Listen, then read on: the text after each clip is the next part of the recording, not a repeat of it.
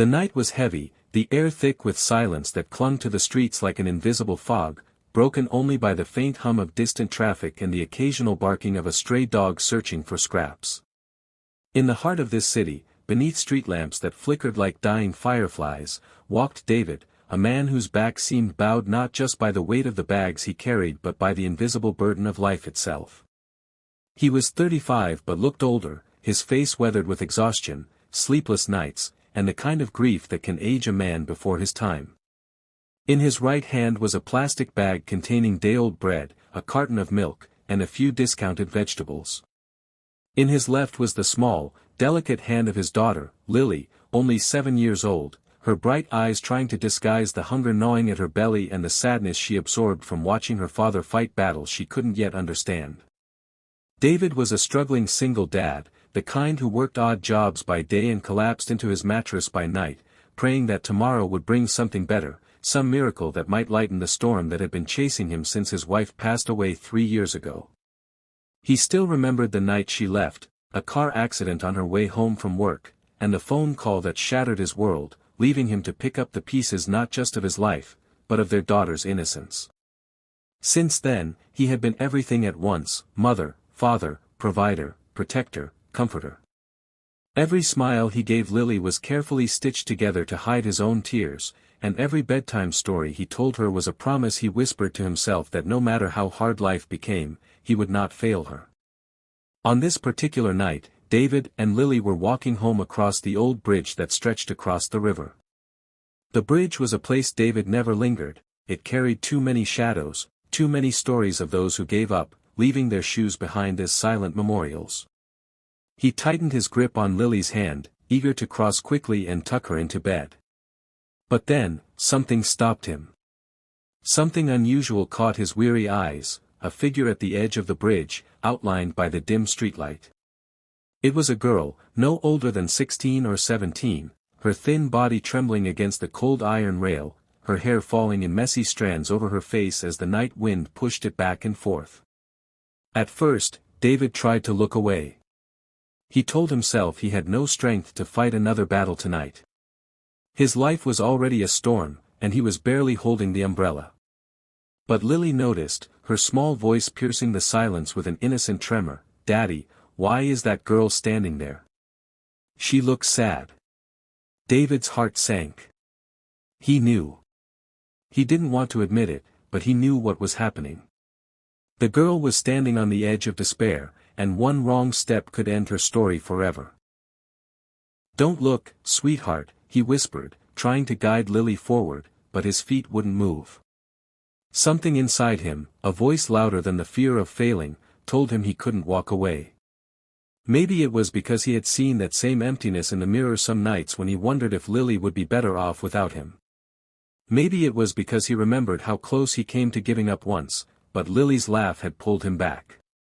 And maybe it was because he couldn't stand the thought of another child losing hope when he knew exactly how that darkness felt. He told Lily to stay by the bench, handing her the grocery bag, and with heavy steps, he approached the figure on the bridge. His voice shook as he called out, "Don't jump." The girl flinched, startled, but she didn't turn around. Her knuckles tightened on the railing, her body leaning forward as though the river below was calling her name. "Please," David said, his voice louder this time, firmer, though still trembling. "Don't do it." For a moment, the world seemed to freeze. The wind held its breath, the city quieted, and even Lily sat wide-eyed on the bench, clutching the bag of bread and milk like it was a lifeline. The girl finally turned her head, and when David saw her face, his heart nearly broke. She wasn't a stranger in the way he expected. Her face carried the kind of scars that weren't always visible, eyes hollow with pain, lips trembling with words unsaid, cheeks streaked with dried tears. She was just a child, and yet her eyes looked older than his own. "Leave me alone," she whispered, her voice barely audible. "You don't understand." David swallowed hard. He wanted to tell her that he did understand. That he knew the taste of despair, the suffocating grip of loneliness, the way life sometimes stripped you of dignity and hope until you wondered if breathing was even worth it. But he didn't shout those things at her. Instead, he took a step closer and said softly, "You're right. Maybe I don't understand everything you're going through. But I know what it feels like to want to give up. I know what it feels like to think you're alone. But I promise you, you're not." The girl's shoulders shook as she fought back tears. She looked down at the rushing river below, its black waters swirling like an endless void, and her body tilted forward. David's heart raced. He couldn't let her fall. "Don't jump," he repeated, his voice breaking now, filled with urgency and pleading. "Because sometimes, the reason to live isn't something you see right away. Sometimes it's hidden.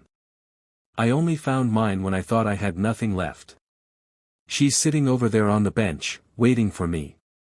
He pointed toward Lily, whose small figure sat clutching the bag, her innocent eyes locked on them. "She's my reason. And I think you have one too. You just haven't found it yet." For a moment, the girl froze. Her eyes flickered to the little girl on the bench, then back to David. Something in her expression shifted, a crack forming in the wall she had built around herself. And in that split second, David moved closer, his hand reaching for hers. She resisted at first, her body trembling like a bird ready to flee, but David didn't let go. He held her hand firmly, whispering again, "Don't jump." Finally, her knees buckled, and she collapsed against him, sobbing uncontrollably, her face buried in his chest as if she had finally found someone strong enough to hold her pain. David held her tightly, tears filling his own eyes, whispering, "You're safe now. I've got you." Lily, watching from the bench, didn't understand the weight of what had just happened, but she knew enough to smile faintly through her worry. She saw her father not just as the tired man who brought home bread and milk, but as a hero who had saved someone's life. What David didn't know, what would only unfold later, was that this girl was not just a stranger. She was connected to his life in a way he could never have imagined. And saving her tonight was only the beginning of a story that would change everything for all of them. As the night deepened and David guided both Lily and the girl away from the bridge, he whispered one more promise into the cold air: "No one fights alone." And for the first time in a long time, he believed it.